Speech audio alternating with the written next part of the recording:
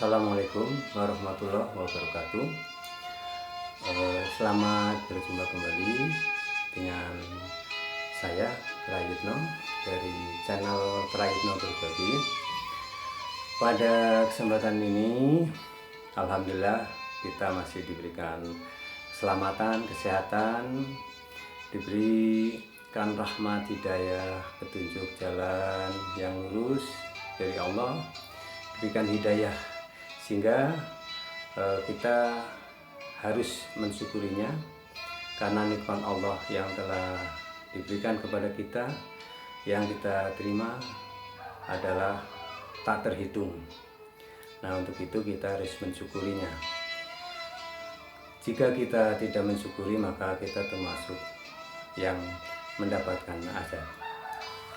Baik Bapak Ibu guru, Bapak Ibu orang tua siswa, dan saudara-saudara semuanya, saya hadir di sini dalam konten ya, salah satunya adalah kita mau memberikan sharing. Saya akan berbagi ilmu, mudah-mudahan ilmu ini bermanfaat terutama bagi kita semuanya, dan saya beranikan diri untuk berbagi. Mudah-mudahan tidak lain Allah memberikan ridho kepada kita semuanya dan bisa mengamalkan apa yang telah disampaikan. Pada kali ini saya akan menyampaikan hal pentingnya akhlak yang kita tanam kepada diri kita dan anak-anak kita. Karena kita sudah tahu semua ya bersama bahwa Nabi dihadirkan di dunia ini untuk menyempurnakan akhlak. Karena akhlak itu adalah salah satu fondasi ya kehidupan kita. Jadi tanpa akhlak yang baik, yang mulia, maka kehidupan kita juga tidak akan baik. Bapak Ibu semuanya, mungkin Bapak Ibu juga sudah mengetahui ya, sudah memahami dari berbagai penceramah para alim ulama, dan semuanya pada prinsipnya adalah kita saling mengingatkan, kita saling belajar, dan kita saling berbagi. Salah satunya adalah ini. Ada beberapa hal yang akan saya sampaikan, yaitu mengenai 4 langkah cara menanamkan akhlak ke anak ya, menurut didikan Islam ya. Ini juga sebenarnya juga pasti diajarkan ya oleh kita semua ya, sudah dilaksanakan. Saya hanya sedikit mengingatkan saja, terutama untuk diri saya sendiri, untuk rekan-rekan dan para pemirsa. Apa itu 4 langkah cara menanam akhlak ke anak ya, menurut didikan Islam ya. Sudah kita ketahui bersama bahwa anak adalah sebuah titipan terindah dari Allah Subhanahu wa Ta'ala kepada hambanya ya, kepada kita semua. Kita yang dikaruniai anak ya, itu harus bersyukur karena itu adalah amanah dari Allah Subhanahu wa Ta'ala. Dan anak ini yang akan menjadi ya, menjadi bekal pahala jariah ya, nanti bila mana kita sudah meninggal. Kita jangan sampai meninggalkan dunia ini ya, itu dengan tanpa bekal. Bekal apa yang kita bawa di sana? Sudahkah kita mencukupi bekal itu? Marilah kita ya renungkan ya. Salah satu yang bekal ya, bekal untuk di akhirat nanti, yaitu kita harus mempunyai anak-anak yang soleh dan solehah. Karena dari mereka lah doa-doanya akan dipanjatkan. Dan apa yang dilakukan, perbuatan yang baik yang dilakukan anak-anak kita akan mendapatkan kita kesempatan untuk mendapatkan pahalanya dari anak-anak kita. Semoga kita bisa ya mempunyai anak-anak yang soleh dan soleha. Orang tua ya, orang-orang tua seperti kita semua ya, dan para calon orang tua ya, harus menyadari betapa pentingnya dalam menjaga dan mendidik anak-anak kita. Sebagaimana Rasul sallallahu alaihi wasallam dalam hadisnya yang diriwayatkan oleh At-Tirmizi dari Jabir bin Samurah. Rasulullah SAW bersabda, mengajarkan adab pada anak itu sungguh lebih baik bagi seseorang daripada bersedekah satu sok makanan. Hadis riwayat Tirmizi. Maka dari itu membentuk akhlak seorang anak ya sangatlah dianjurkan, sangat penting sekali, karena itu pondasi sesuai dengan syariat agama Islam. Berikut beberapa kiat-kiat yang terbaik ya untuk memperkuat fitrah dan adab anak kita. Yang pertama adalah berikanlah teladan yang baik dari orang tua, sebab orang tua akan menjadi contoh utama yang anak-anak temui setiap hari. Setelah itu barulah guru dan teman-teman sepermainan yang akan menjadi contoh lainnya, bahkan masyarakat sekitarnya. Kita jangan sampai lengah dengan perkembangan anak. Jadi di dalam rumah sendiri kita harus menciptakan satu kondisi yang bagaimana anak itu berkembang, tumbuh dan berkembang dengan akhlak yang mulia. Dan contoh dari kita lah sebagai orang tua ya, harus memberikan contoh. Seperti hal yang terbiasa yang kita lupakan, kadang-kadang kita menyuruh anak untuk sholat, tetapi diri kita sebagai orang tua itu tidak mempraktekkan atau tidak melakukan sesuai dengan yang diinginkan. Seperti menjalankan sholat harus tepat waktu ya. Kita harus dahulukan waktu sholat, jangan sampai waktu sholat itu ditunda-tunda. Kalau kita mau mendidik anak supaya dia mau sholat yang tepat waktu, maka kita sebagai orang tua harus menjadi teladan. Kita ajak anak-anak bersama, kita sholat berjamaah ya. Kemudian ibu-ibunya ya, kalau kita menyuruh anak-anaknya untuk belajar, maka coba ibu-ibunya ya atau bapak-bapaknya ini jangan menyetel TV dulu ya, dengan acara-acara sinetron atau mungkin acara sepak bola, itu yang pada saat anak seharusnya belajar. Nah, anak itu akan tidak peduli dengan apa yang kita suruh ya, jadi tidak mempedulikannya.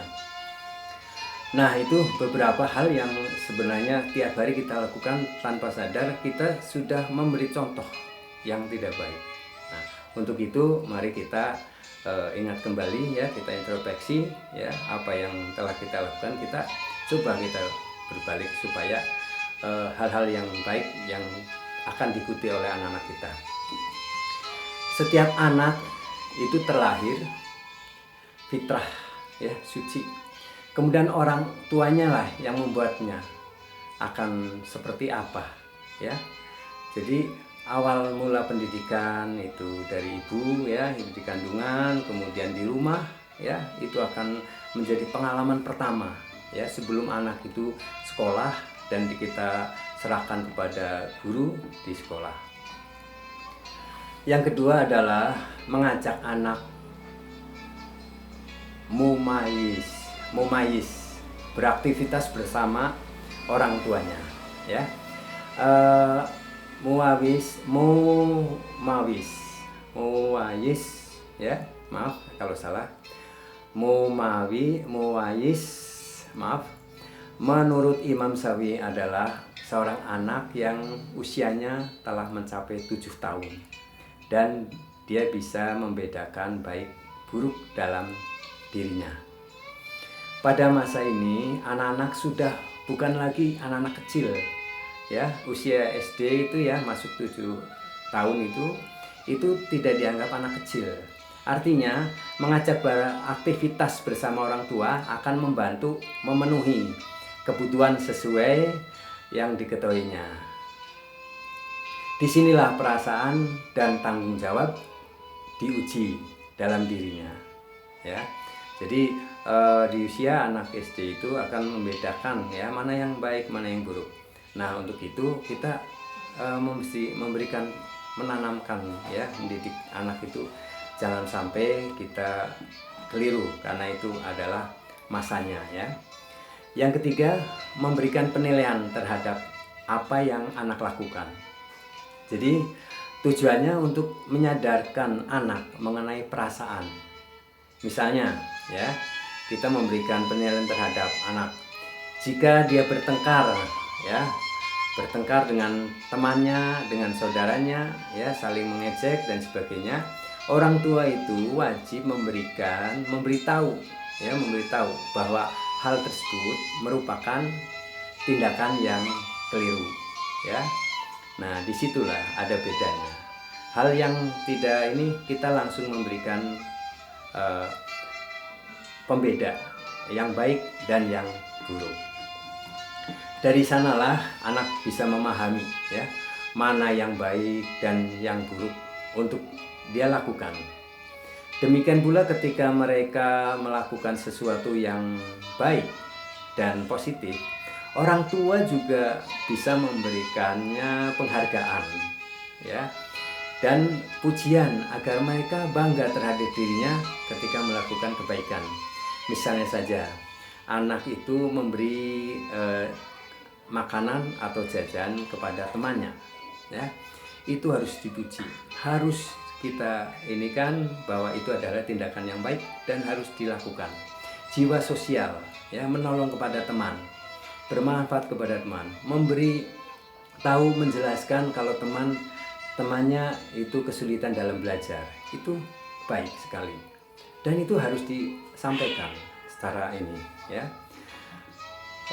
Kemudian yang keempat adalah tanamkan nilai-nilai kebaikan di tengah keluarga. Seperti yang kita pahami, keluarga merupakan fondasi nomor satu, fondasi utama ya di dalam pendidikan. Kita tidak mengandalkan ya suatu lembaga pendidikan itu favorit, maju dan sebagainya, itu tidak dijadikan fondasi andalan. Tetapi fondasinya adalah dari rumah dulu. Ya, kita tanamkan fondasi kehidupan, fondasi akhlak yang mulia, ya, bagaimana berbuat, bagaimana bermanfaat bagi orang lain, ya, bagaimana tindakan yang tidak sesuai dengan adab, dengan aturan ajaran agama, ya. Nah, oleh sebab itu orang tua harus memberikan pemahaman kepada anak-anak untuk berlaku jujur. Anak harus berlaku jujur, amanah, ya, amanah. Kemudian menepati janji, ya. Kemudian lemah lembut kita dalam berbicara, dalam bertindak, dalam bersikap, ya, lemah lembut dan santun, ya. Dalam hal ini orang tua memberikan teladan yang baik untuk mendidik mereka, ya, untuk memahami itu tidak melalui mendengarkan saja, melalui ceramah-ceramah, tetapi melalui tindakan yang nyata, yang terlihat oleh anak, yang dirasakan oleh anak. Oh, ayah sebagai kepala rumah tangga itu memberikan misalnya nafkah ke ibunya dengan jujur, kemudian adiknya ya misalnya berbagi makanan yang disajikan dimakan itu apakah sudah makan satu atau dua, itu perlu kita latih kejujuran ya. Karena tentunya dengan begitu ya diharapkan mereka itu bisa memetik pelajaran ya dari apa yang telah mereka lakukan. Jadi ada sebab melakukan sesuatu yang baik maka akan berbuah baik. Berbuat yang kurang baik atau buruk maka itu akan menghasilkan yang buruk. Kita harus tanamkan pada anak bahwa kita itu hidup di dunia ini adalah satu untuk beribadah ya. Beribadah itu tidak hanya dengan ritualitas, tetapi segala sesuatu kegiatan kita yang kita lakukan dalam kebaikan karena Allah ya, itu adalah ibadah. Jadi mudah-mudahan ya kita diingatkan kembali melalui konten ini. Prayitno hanya mengingatkan pada diri Prayitno sendiri ya, dan kepada rekan-rekan, guru, kepada para orang tua ya. Mari kita evaluasi kembali, mari kita tanamkan, kita lakukan yang pokok, yaitu untuk menanamkan akhlak pada anak-anak, sehingga anak mempunyai bekal untuk kehidupannya. Bila kita sudah menanamkan hal-hal yang baik, akhlak yang baik, maka anak akan tumbuh berkembang dengan kebaikan, dan dia akan bisa membentengi diri dari pengaruh-pengaruh pergaulan yang tidak baik. Untuk itu seyogyanya mari kita berusaha ya, melalui diri kita, melalui lingkungan di sekitar kita yang terdekat ya. Kemudian kita juga memberikan peluang, kesempatan, dan memasukkan kepada sekolah-sekolah atau lembaga pendidikan yang menanamkan akhlak ya. Di sini orang tua mesti memberikan dalam arti selektif ya, untuk memilih lembaga pendidikan yang terutama penanaman akhlaknya itu diutamakan ya. Kita tidak menginginkan anak itu pintar tetapi punya akhlak yang tidak baik. Nah, kita yang harapkan adalah anak yang cerdas, yang berakhlak mulia ya, tanggung jawab, mandiri ya, bisa bermanfaat bagi orang tua, bangsa, dan negara ya. Sehingga melalui masing-masing keluarga, melalui kita orang tua, sekolah, masyarakat, dan pemerintah ya, sehingga kita bisa menyiapkan generasi anak bangsa yang berakhlak mulia, yang akan meneruskan perjuangan dan negara ini menjadi negara yang adil, makmur, yang mulia, yang diberkahi Allah Subhanahu wa Ta'ala. Sekian, mudah-mudahan yang sedikit ilmu berbagi ini mudah-mudahan bermanfaat bagi diri kita semuanya, dan semoga Allah meridhoi apa yang kita lakukan, dan kita menanamkan penerus bangsa ya, anak-anak kita yang punya akhlak mulia. Sekian ya, mohon maaf apabila ada kata-kata yang keliru, dan apa penyampaian saya yang salah mohon dimaafkan, dan kita saling berbagi. Terima kasih, semoga bermanfaat. Jangan lupa dukung kami melalui subscribe dan likes. Silakan berikan komen yang positif yang bisa menyemangati saya akan terus berbagi ilmu bersama kita semua. Sekian, semoga Allah meridhoi apa yang kita cita-citakan. Sekian, assalamualaikum warahmatullahi wabarakatuh. Sampai jumpa di konten yang lain.